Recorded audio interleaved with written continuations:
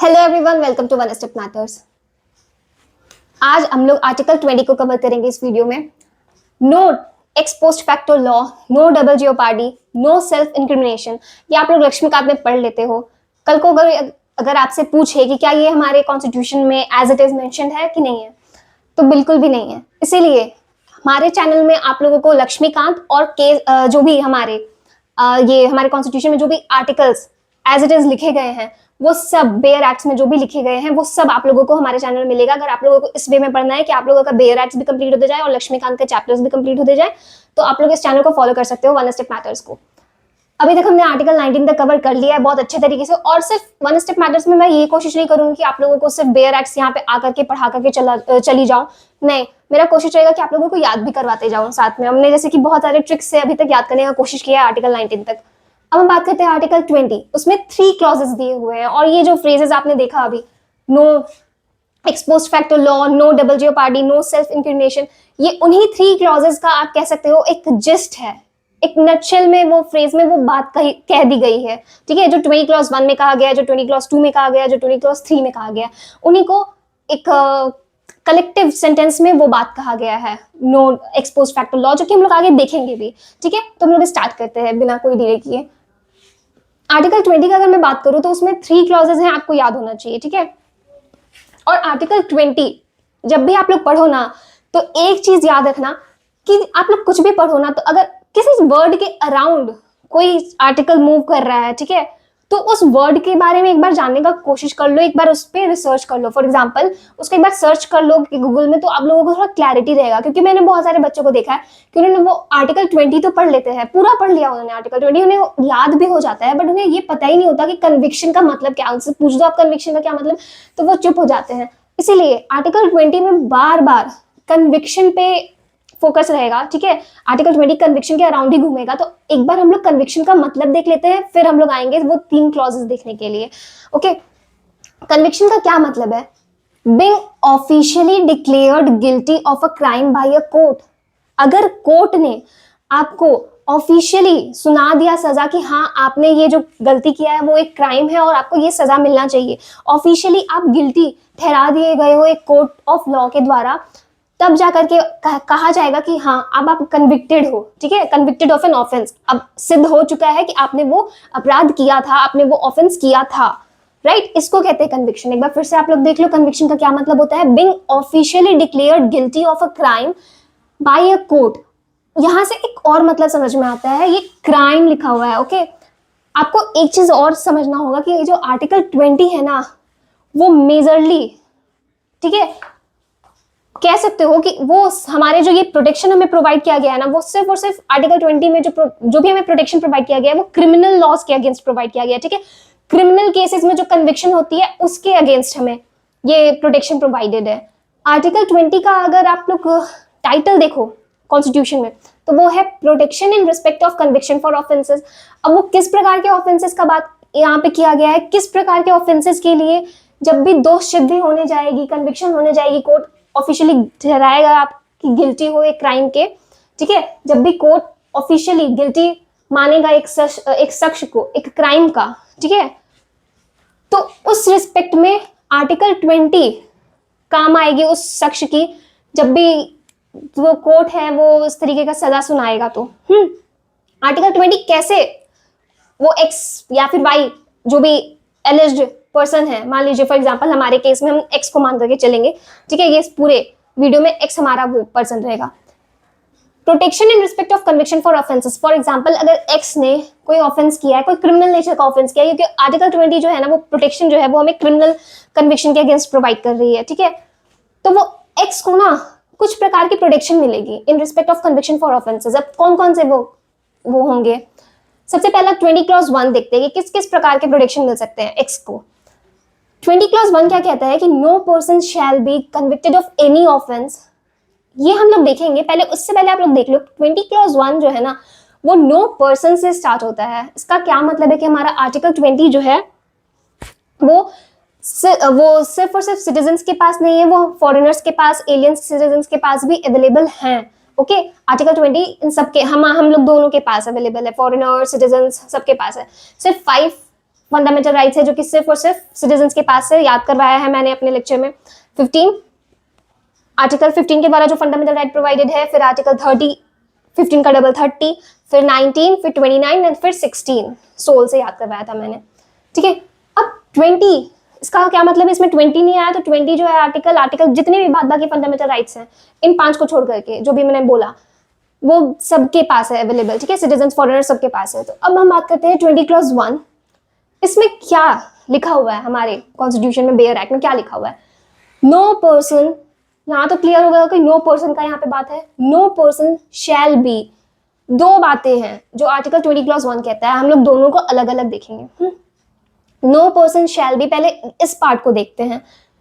Convicted of any offence, किसी भी person को कन्विक्ट नहीं किया जाएगा किसी भी ऑफेंस के लिए, ठीक है। ऑफेंस मतलब अपराध और कन्विक्टेड मतलब तो मैंने बताया ऑफिशियली गिल्टी ठहराना कोर्ट के द्वारा कि हाँ उसने वो अपराध किया है, कन्विक्टेड का ये मतलब होता है, ठीक है। No person shall be convicted of any offence except for violation of law, किसी भी इंसान को ये नहीं बोला जाएगा कि उसने कोई अपराध किया, उसका दोष सिद्ध नहीं होगा, सिर्फ और सिर्फ कब होगा, जब उसने कोई कानून तोड़ा होगा, और वो भी किस प्रकार का, और फिर वो भी जो कानून तोड़ा होगा ना, वो जो कानून, मान लीजिए कोई एक्स, वो तो एक्स हमने पर्सन माना है, मान लीजिए ए एक्ट जो है ना, ए एक्ट वो आज एक्स ने किया, बट वो एक्स ने जो आज ए एक्ट परफॉर्म किया है ना, वो क्रिमिनल ऑफेंस के अंदर नहीं आएगा, वो ऑफेंस के अंदर नहीं आएगा, ठीक है, वो अपराध के कैटेगरी के अंदर अभी तक नहीं आ रहा है जब एक्स ने आज उसको परफॉर्म किया है। तो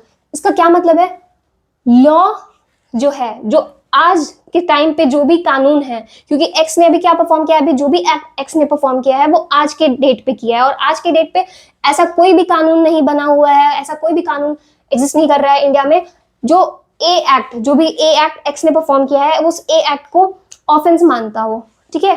तो उस ए एक्ट के बेसिस पे कल को एक्स को ये बोल करके कन्विक्शन नहीं किया जाएगा, कन्विक्टेड नहीं किया जाएगा कि भले उस दिन तो कोई कानून नहीं था, आज तो सरकार ने निकाल दिया और आज के कानून के मुताबिक वो जो एक्ट उसने किया था कल वो एक क्रिमिनल ऑफेंस है। इस चीज को रोकता है हमारा 20 क्लॉज 1 का सब पार्ट ए, ठीक है। क्या कहता है कि no person convicted of any offence except for violation of law, और वो जो लॉ इन्फोर्स होगा ना, वो जो भी लॉ है इन्फोर्स, जो भी एक्ट परफॉर्म किया गया था ना, must be charge as an offence under the law in force at the time of the commission. मतलब जब भी वो एक्ट परफॉर्म किया गया था, उस एक्ट जो भी परफॉर्म किया गया था वो ऑफेंस होना चाहिए था, उस कानून के अनुसार से उस वक्त होना चाहिए था। इसको थोड़ा सा मतलब ये बेयर एक्ट में उस तरीके से थोड़ा सा कॉम्प्लिकेटेड था तो मैंने इस तरीके से मेंशन किया है, बट अब इसको सिंपल वर्ड में अगर समझने का कोशिश करें तो सिंपल वर्ड में इसका साफ साफ यही मतलब है कि a person can not be convicted for an act that was not an offence when committed, ठीक है। जब किया था तब तो अपराध नहीं था, तो आज कैसे उस चीज के लिए सजा मिल सकती है, इसको कहते हैं, ठीक है। 20 क्लॉज 1 में इसको कहा जाता है no ex post facto law. इसका क्या मतलब है कि एक्स ने आज अगर ए एक्ट परफॉर्म किया है और आज उस ए एक्ट के लिए आज वो ए एक्ट आता ही नहीं है कोई भी क्रिमिनल ऑफेंस के कैटेगरी में, आज अभी तक कोई ऐसा कानून है ही नहीं। अब कल को सरकार बना दे और कह दे कि नहीं आज तो एग्जिस्ट करती है ना, फ्यूचर में अब तो एग्जिस्ट कर रही है, अब इसको सजा मिल जाए, नहीं। तो इस प्रकार से एक्स को प्रोटेक्शन प्रोवाइड किया गया है, ठीक है, in respect of conviction. In respect of conviction इस प्रकार से एक्स को प्रोवाइड किया गया है protection. No ex post facto law, अब ऐसा सरकार ऐसा कानून नहीं बनाएगी जिसमें प्रीवियस एक्ट्स डन के लिए सजा आपको सुना दिया जाए। समझ में आया? अब बात करते हैं सेकेंड पार्ट का, 20 क्लॉज 1 का सेकेंड पार्ट का। इसमें क्या कहता है कि no person shall be subjected to a penalty greater than what was applicable at the time of the commission of the offence. अब फॉर एग्जाम्पल आपने कोई क्रिमिनल ऑफेंस किया है मान लीजिए, और उसके लिए सजा है 7 साल का, बट जब किया है तब है 7 साल का सजा।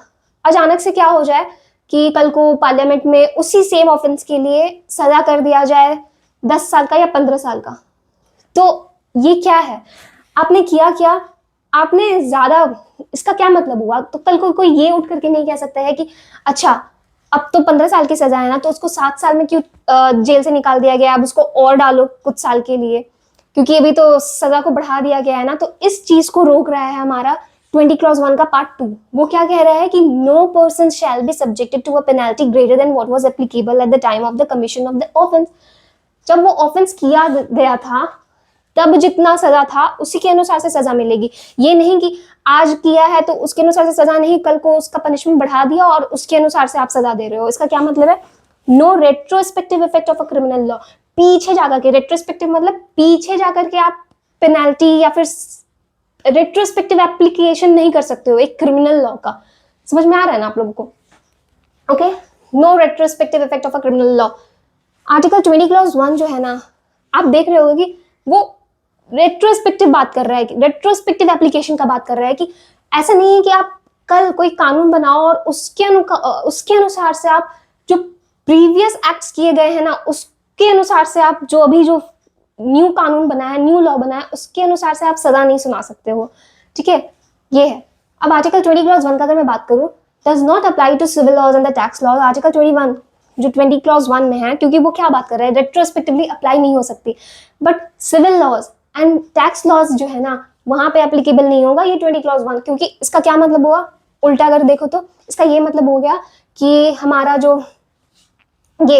हमारे जो भी civil laws and tax laws होंगे ना वो रेट्रोस्पेक्टिवली अप्लाई हो सकते हैं। ठीक है, बैक डेट से वो अप्लाई हो सकते हैं। अब बात करते हैं 20 क्लॉज 1 का एक और बात। ये प्रोहिबिट करता है रेट्रोस्पेक्टिव कन्विक्शन को एंड पनिशमेंट को। आपको सजा सुनाने से आपकी दोष सिद्धि में तो वो प्रोटेक्शन आपको प्रोवाइड कर देगी article 20 clause 1, but not retrospective trial. वो रेट्रोस्पेक्टिव ट्रायल से आपको प्रोटेक्शन नहीं प्रोवाइड करती आर्टिकल 20 क्लॉज 1। समझ में आया आपको? एक सेंटेंस में आपको प्रोटेक्शन मिल जाएगी 20 क्लॉज 1 के द्वारा with respect to retrospective conviction and the punishment, कि आपको आज के कानून के मुताबिक आपके पीछे वाले किए हुए ऑफेंस के लिए आज के कानून के मुताबिक सजा नहीं मिलेगी। ठीक है, उस आज के पास किए हुए कानून को ध्यान में रखते हुए आपके पास्ट में ऑफेंस किए हुए चीज के लिए आपको सजा नहीं सुनाई जाएगी। ठीक है, इस चीज के लिए आपको पनिशमेंट नहीं मिलेगी, उसके अकॉर्डिंग आपको कन्विक्शन नहीं मिलेगी। लेकिन रेट्रोस्पेक्टिव ट्रायल ये हो सकती है। मतलब आपने कुछ काम ऐसा किया, जैसे मैंने बताया कि एक्स ने जो ए एक्ट परफॉर्म किया था, वो एक्स ने जो भी ए एक्ट परफॉर्म किया था वो उस वक्त तो ऑफेंस था नहीं। फ्यूचर में सरकार ने एक ऐसा, पार्लियामेंट ने एक ऐसा कानून बना दिया जिसमें वो आज के टाइम पे वो ऑफेंस हो गया, ए एक्ट जो है वो ऑफेंस हो गया। बट इसका ये मतलब नहीं है कि अब जो एक्स है वो ये मांग करे कि जब वो ऑफेंस है ही नहीं, मतलब आज के समय पे ऑफेंस है ना एक्स, लेकिन ये डिमांड नहीं कर सकता 20 क्लॉज 1 के 20 क्लॉज 1 का हवाला देकर के कि ट्रायल भी नहीं हो सकता मेरे प्रीवियस किए हुए एक्ट के बेसिस पे। नहीं, ट्रायल हो सकता है। अगर सरकार चाहे तो वो ट्रायल कर सकती है एक्स के वो जो उसने ए एक्ट परफॉर्म किया था, बट लेकिन उस चीज के लिए एक्स को कभी सजा नहीं होगी और कन्विक्शन उसको, दोष सिद्धि उसकी नहीं होगी। ठीक है, अब मैं बात करती हूँ 20 क्लॉज 2 का। 20 क्लॉज 2 क्या कहता है कि no person shall be prosecuted and punished for the same offence more than once. एक ही अपराध के लिए बार बार सजा आपको नहीं मिलेगी। ठीक है, नो पर्सन, कोई भी इंसान उसको सेम ऑफेंस के लिए बार बार सेम ऑफेंस के लिए एक बार से ज्यादा सजा नहीं मिलेगी। ठीक है, no person shall be prosecuted and punished for the same offence more than once. एक बार से ज्यादा बार बार सेम ऑफेंस के लिए आपको क्या है, प्रोसिक्यूटेड एंड पनिश्ड, ना तो सजा मिलेगी ना तो कार्रवाई होगी बार बार। अब देखिए इसका ये, अगर आप लोग एक जिस्ट में आप लोग देखो, नटशेल में देखो, तो इसको आप लोग समराइज करके ये लिख सकते हो कि नो डबल जियोपार्डी। ठीक है, दो बार बार बार ये चीज नहीं होगी, डबल प्रोसीडिंग्स आप में नहीं चलेगी, बार बार एक ही चीज के लिए आपको सजा नहीं सुनाई जाएगी। लेकिन ये जो है ना नो डबल जियोपार्डी, सिर्फ और सिर्फ only applicable in the proceedings before a court और द जुडिशियल ट्राइब्यूनल। ठीक है, इनके पास अगर मान लो आपको कोर्ट ने एक सजा सुना दी है एक्ट के लिए जो कि क्रिमिनल ऑफेंस था, उसके लिए आपको सजा सुना दी है कोर्ट ने, अब दोबारा कोर्ट उसी चीज के लिए फिर से प्रोसीडिंग्स नहीं स्टार्ट कर सकती, फिर से कार्रवाई नहीं स्टार्ट करेगी, वो बोलेगी कि चलो फिर से स्टार्ट करते हैं, फिर से उसको सजा सुनाएंगे। ये चीज नहीं है, ये चीज बिल्कुल भी नहीं होगा और ये चीज को प्रोहिबिट किया गया आर्टिकल 20 क्लॉज 2 के द्वारा। लेकिन सिर्फ और सिर्फ वो प्रोसीडिंग्स, वो कार्रवाई जो कि कोर्ट में होगी ना, सिर्फ उसके खिलाफ प्रोटेक्शन है 20 क्लॉज 2 में। आपको ये नहीं कह सकता कि डिपार्टमेंटल और एडमिनिस्ट्रेटिव प्रोसीडिंग्स और इंक्वायरीज के अगेंस्ट भी ये प्रोटेक्शन है, नहीं। एडमिनिस्ट्रेटिव और डिपार्टमेंटल इंक्वायरीज अगर आप पे बैठ गई है ठीक है, तो वो क्वासी जुडिशियल हुआ इन नेचर, ठीक है। वो अगर आप पे बैठी हुई है तो आप ये नहीं कह सकते कि ऑलरेडी मेरे ऊपर एडमिनिस्ट्रेटिव इंक्वायरी हो चुकी है, मुझे डिसिप्लिनरी एक्शन के तहत मुझे ये सारी सजा मिल चुकी है, तो फिर कोर्ट में क्यों जा करके मुझे फिर से उसी ऑफेंस के लिए फिर से मुझे क्यों ये प्रोसीडिंग्स चलाई जा रही है, फिर से मुझे क्यों सजा सुनाया जा रहा है? नहीं, बिल्कुल भी नहीं। क्यों? क्योंकि ये नो डबल जेओपार्डी जो होगा वो सिर्फ और सिर्फ अगर कोर्ट में आपको सजा सुना दिया है तब दोबारा कोई कोर्ट में नहीं होगा ये काम। लेकिन अगर आपको आपके डिपार्टमेंट में वो एक्शन लिया गया आपके अगेंस्ट, या फिर एडमिनिस्ट्रेटिव प्रोसीडिंग्स चल रही है, कुछ इंक्वायरीज चल रही है, तो वो काउंट नहीं होगा इसमें बिल्कुल भी, ठीक है। अब हम बात करते हैं 20 क्लॉज 3 का। 20 क्लॉज 3 क्या कहता है कि no person accused of any offence shall be compelled to be witness against himself, या फिर वनसेल्फ आप कह सकते हो, कॉन्स्टिट्यूशन में हिमसेल्फ लिखा हुआ था, ठीक है। No person accused of any offence, अगर आप पे अब ये लगा हुआ है, मान लीजिए आपके खिलाफ एलिगेशन है कि आपने कुछ अपराध किया है, आपने कुछ ऑफेंस किया है, तो आप खुद के केस में खुद का गवाही नहीं दे सकते, खुद के विरोध में, मतलब क्या बोले, खुद के अगेंस्ट ही आप सेल्फ विटनेस नहीं बन सकते हो अपने ही इसमें। और ये अधिकतर ये क्रिमिनल प्रोसीडिंग्स, जब क्रिमिनल प्रोसीडिंग्स होती है ना, फॉर एग्जांपल आपने कुछ ऐसा किसी का मर्डर किया हो, मान लो एक्स ने किसी का मर्डर किया हो, और पुलिस जो है वो एक्स को, आपको पता होगा कि इंडिया में किस तरीके से होता है, तो पुलिस एक्स को इतना पीट रही है कि एक्स ने ना सोचा कि अगर मान लीजिए एक्स ने नहीं किया होगा तो सोच करके देखिए, ठीक है, एक्स ने किया होगा तो ठीक है, कोई बात नहीं, उसने एक्सेप्ट कर लिया, बट एक्स ने अगर नहीं किया होगा तो पुलिस तो इतना पीट रही है कि नहीं मैं मान के चल रहा हूँ, पुलिस मान के चल रही है कि एक्स नहीं किया है, और इतना पीटा कि एक्स ने सोचा कि इतना मार खाने से अच्छा कि मैं बोल लूँ कि हाँ मैंने नहीं किया है, दोष सिद्धि हो जाए, कन्विक्शन हो जाए।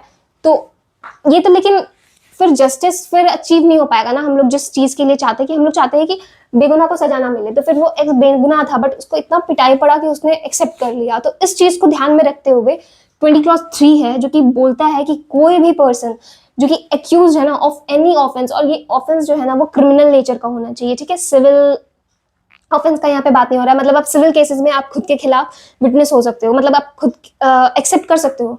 आप अगर एक्सेप्ट कर रहे हो सिविल केसेस में कि हाँ आपसे हुआ है ये जो भी गलती अपराध जो भी हुआ है, तो फिर उसको एज अ एविडेंस माना जाएगा। बट क्रिमिनल केसेस में उस चीज के खिलाफ प्रोटेक्शन प्रोवाइडेड है 20 क्लॉज 3 में। No person accused of any offence shall be compelled to be witness against himself. आप फोर्स नहीं कर सकते उस एक्स को कि वो अपने ही खिलाफ गवाही दे। और एक बात, नो सेल्फ इंक्रिमिनेशन जो बात किया गया है ना कि आप खुद के केस में खुद का गवाही नहीं दोगे क्रिमिनल केसेस में, वो सिर्फ और सिर्फ oral and written and recorded material के लिए है। मतलब पुलिस एक्स से ओरली नहीं बुलवा सकती कि हाँ चलो बोलो कि तुमने ये मर्डर किया था, चलो एक्सेप्ट कर लो, एक्स को बोले, ठीक है। तो वो अगर मान लो एक्स ने एक्सेप्ट कर भी लिया ना, तो वो एक स्ट्रॉन्ग एविडेंस के तौर पे कोर्ट में पेश नहीं किया जा सकता कि हाँ देखो पुलिस के सामने एक्स ने एक्सेप्ट कर लिया था, ठीक है, वो नहीं चलेगा। नो सेल्फ इंक्रिमिनेशन, वो एक प्रॉपर एविडेंस नहीं माना जाएगा, वो एक स्ट्रॉन्ग एविडेंस के तौर पे काम नहीं आएगा केस को सॉल्व करने में। या फिर रिटन, पुलिस रिटन लिखवा ले, उससे साइन करवा ले एक्स से, या फिर कुछ रिकॉर्डेड मटेरियल एक्स से कुछ रिकॉर्ड कर लिया जाए कि हाँ एक्स कबूल रहा है, एक बार रिकॉर्ड कर लेते हैं और फिर कोर्ट में जाके सुना देंगे, वो एक स्ट्रॉन्ग एविडेंस के तौर पे नहीं कंसिडर किया जाएगा उस केस को सॉल्व करने के लिए, ठीक है। तो याद हो गया 20 क्लॉज 1, 20 क्लॉज 2, 20 क्लॉज 3। और ये जैसे कि मैंने बताया कि ओनली क्रिमिनल प्रोसीडिंग्स, पूरा का पूरा आर्टिकल 20 जो है ना वो प्रोटेक्शन जो प्रोवाइड कर रहा है in respect of conviction for offences, तो वो ऑफेंस जो है ना वो क्रिमिनल नेचर के ही है, वहीं पे ज़्यादा आपको वो प्रोटेक्शन प्रोवाइड किया जा रहा है, ठीक है। तो इस वीडियो में इतना ही रहने देते हैं, थैंक यू।